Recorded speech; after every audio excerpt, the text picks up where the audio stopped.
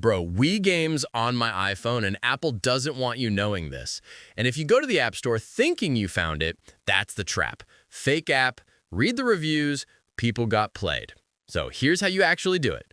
Dolphin needs a game. Mine is zipped, so off to files. I'll tap it to start extracting.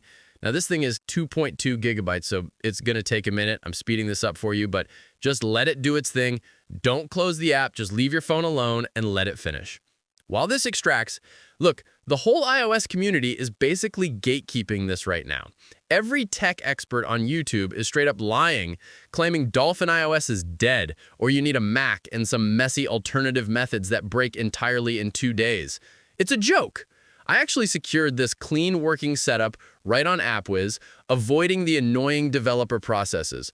I'll show you exactly how to get that in a second. But first, the ISO just finished extracting, so let's go.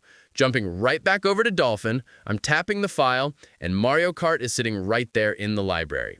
Tapping Mario Kart, an NKIT warning pops up telling you the file format might glitch, but you can completely ignore it. Just hit yes, and we're loading into the game. I'm speeding through these menus because, honestly, Mario Kart is pretty mid compared to Crash Team Racing anyway, but whatever, let's just get to the track.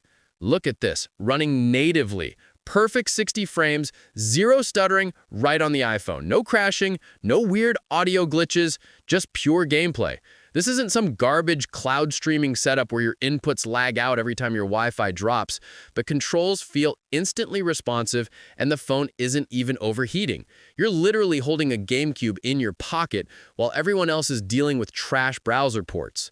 If you actually want the real version that works flawlessly, avoiding the usual complicated headaches, open Safari and head over to AppWiz, VIP like I mentioned earlier. That's the only place right now offering the complete smooth edition.